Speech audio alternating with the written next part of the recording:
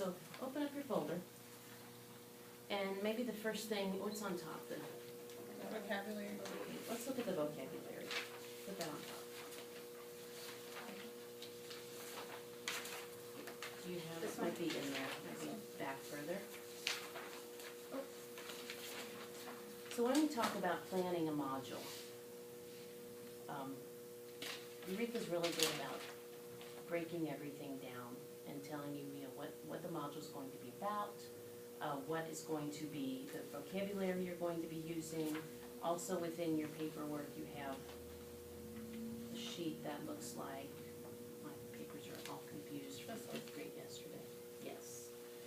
This one in the very back, your terminology. So this one tells you all the different terms that you could possibly be using. You can see it's very comprehensive. This is for module 4, your geometry module that you'll be starting, I believe, in January. So I'm kind of shooting over what we're doing now and just going to this next module. We'll come back and plan a little bit more for module 3 when I'm in your classrooms. But a lot of terms. And it's really a small portion. If you look at the breakdown of what is on the EOG, that's this form, Appendix B, Grade 4 Math. You can see our geometry standards way down at the bottom. How many questions really, all total, are there on the EOG with geometry? 6. That's a very small percentage.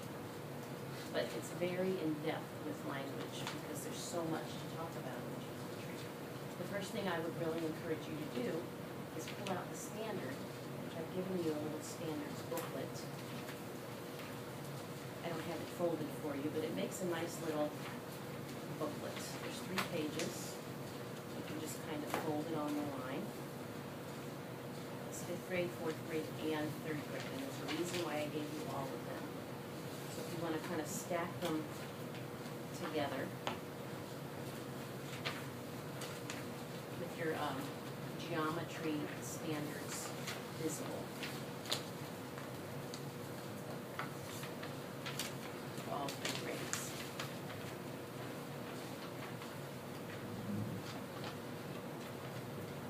It's on the back side.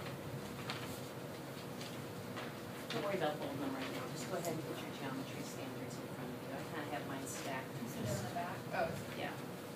So you see 3rd grade has 2 geometry standards. And again, their geometry is just not hit hard at these levels yet on the EOG. So our 3rd grade geometry standards, you see that all they need to do is understand shapes in different categories, and that the shared attributes can define a larger category. So, we have quadrilaterals up here as our big family, squares, rectangles, rhombuses, what else do they have there? Oh, I can't think of it. Trapezoid, that's the one thing. Why is a square a square and a rectangle is not a square? Basically, that's what they get into in 3rd grade. And then they have partition shapes with equal areas. So that's kind of like almost division a little bit and fractions. So then they jump to 4th grade. Drawing points, lines, segments, rays, and angles. So they need to know right, acute, and obtuse angles, and perpendicular and parallel lines. And they have to identify these in 2-dimensional figures, so plane figures, flat figures.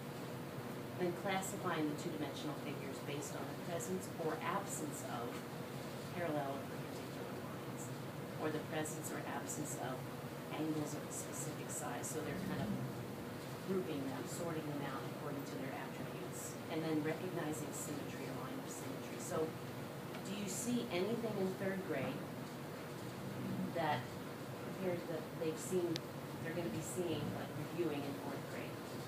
Not really. This is all going to be very new for them. So I really want you to come into this with a mindset of they're not going to know about lines, segments, rays, right, obtuse, and acute. So really focusing on this vocabulary is going to be really important.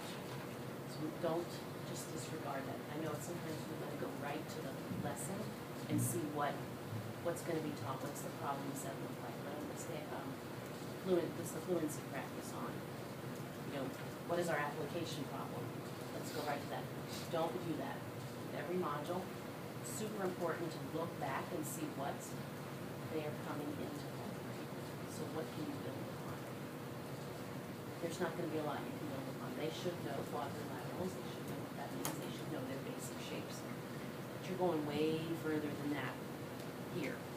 Then if you wanna look up at fifth grade, you know, what they're gonna, why they need to know this. So they have to use perpendicular line, number lines called axes to define coordinates. Tricia, you taught fifth grade math, but it was before we had Eureka.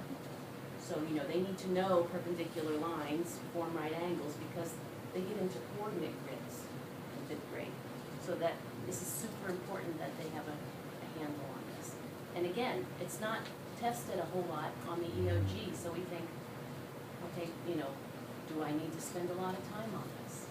Well, in fifth grade, it is tested more on the EOG, so they need to have that background knowledge when they go into fifth grade. So we have to remember that even though it's not densely populated on the EOG, that it's still something we need to give a lot of time and effort to. And I think you'll find that the lessons really scatter themselves well. You have taught it one year of Eureka under your belt. Is there anything you remember this particular unit and any peculiarities about it? They have them to do more hands-on things, so like folding the shapes a lot more. So Yeah. just like taking a piece of paper and like And I folding the think shapes a it's little bit. it's a little bit more hands-on than abstract. You know, it's you can use place value blocks for multiplication. You can divide things with division. But I think they're going to have a lot of fun with geometry because they can draw things, they can make things. You can they can do body like segment line, ray. You know, they can do a lot with. I know Mrs. Thorpe did some Simon Says last year with some of that kind of thing. So you know, you can do a lot of review, physical movement, and so it might make it a lot more helpful for them to remember. But one thing I would suggest and really recommend with every module that you do is make a vocabulary anchor chart and just start adding to it. Start with one for this particular module, you know, and I'm not by any means an artist, not what I got into, but you know, if you just start with your module and you can even delineate which words come with which lesson and just put up a picture of it and in kid-friendly words, but not so watered down that they're not gonna know the academic language. You still want them to know the academic language because that's what they're gonna see on the EOG test. That's what they're gonna hear in future lessons. That's what they're gonna need to know when they get to fifth grade. They need to know acute. They need to know perpendicular. They need to know intersecting. Words like that, vertex, and the plural vertices, not vertexes. You know, they need to know what that is. So I would recommend starting a chart so that it's ongoing. I know the kids put it in their notebook as well, but when you're on lesson 5 and they need to flip back pages to get to lesson 1, that's, I know, a pain in the butt sometimes, and some children struggle with that. So having it visible in your classroom is a much better way. You can just point to it. Remember this lesson 1, we talked about, you know, line segment, or you know, in lesson 4 we talked about parallel lines. You can tell me what that means, you know, and for somebody like, you know, your Hudson, tell me what that means. You know, it's right there. He doesn't have to think or go back and find it in the notes where he didn't write it down. So this is something I would really recommend you do for your math vocabulary. Use that here. And you can even start making some for your lessons for next week if you like. I'm not sure if these are markers. But let's go to, you looked at this math standards appendix B, how many questions. I also, it breaks down every single standard and how many questions are on the EOG for that. But then you have another one also that gives you percentages for grades 3, 4, and 5. Geometry, you know, shapes. It's actually, out of the 3 grades here, it's hit the most in 4th grade, it looks like, a little bit less in 5th grade. But the 5th grade questions are not gonna be based on just shapes or perpendicular lines. They're gonna be coordinate grids, and they're going to be, they have to find think one of the questions I remember, if they're given these 2 points, where do other 2 points need to be placed in order to make quadrilateral? So it's really higher level thinking skills. You really need to be able to apply the words into practice. So, you know, the array, decomposing perpendicular lines, you know, how can they do that with their bodies? How can they make perpendicular lines?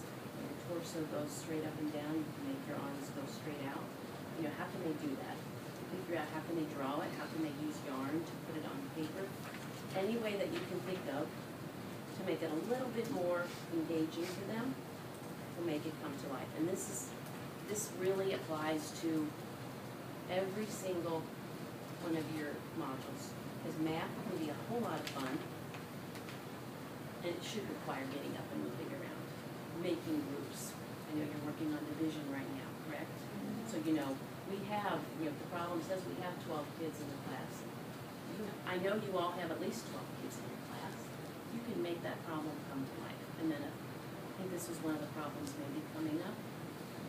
Maybe we've already done it, and then one more child comes to the class. Is that coming up, or you've done that, you know, and you could, one more child walks in, how are we gonna figure that out? You know, it just, doing it on the board and doing it on the smart board is one thing, and they do have to learn how to write it out.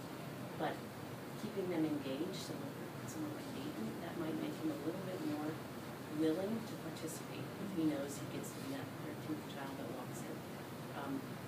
Just anything to make it a little bit more engaging. And when we talk about planning your module, look at the big book we have over here. I am going to show you an online tool as well that we can use, because this is heavy and it's cumbersome, I understand. Let's go to module 4. We've been talking about module 4. So you have all of your information here, all of your standards, your foundational standards, and your mathematical practice standards. You guys glad I didn't make you all this downstairs? They're so heavy. And then just an overview of what standards you're going to be working on. So your geometry and then measurement and data collection. Tools, make sure you have all the tools you need for the module before you get started. You will need protractors. I don't honestly even know if we have them here. Did you use those last year? Did we have Lindsay, was she able to get those for you? Yeah, and we already had some in the classroom, little classrooms. Had some, so make sure before you get to these lessons that you have what you need. Okay, so let's read and figure out what you're gonna need. I think colored pencils are a great tool to have for geometry. Drawing your lines, drawing your angles, drawing your bays, delineating the points. And then over here you have, you know, topic C and D. And here's your terminology. This is the page I copied out and gave it to you. All the words. Now, are kids responsible for knowing what an isosceles triangle is? Not according to the standard, but it's good for them to hear it, and you want to put it on your word wall. But maybe you don't need to worry too much about having it being tested either. If that's not something they grasp, that's okay. But being exposed to it, very important. And then, you know, your assessment summaries. Don't leave this stuff out when you're planning. Please look through it, because I think it'll help you, especially since you know, you guys, first year and 4th grade, never teaching Eureka before. It's gonna give you a little bit more background knowledge and make you more comfortable when you're teaching it in front of your students, because nothing's more, makes you nervous and more erratic than like, you know, I didn't plan out the answer to this, or I'm not sure how to go about teaching this.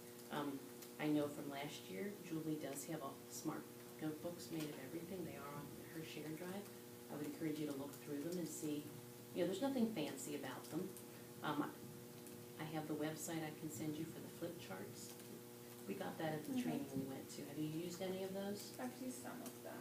Do you like them? Are they I use them more with a small group, small group? Okay, because some of my kids, and it's just because I have some of the kids that already know it, right. so I don't do it in homework. And we're gonna talk about those kids too, The and small group. how to figure out what to do with those, because we can't let go of those. Those kids affect your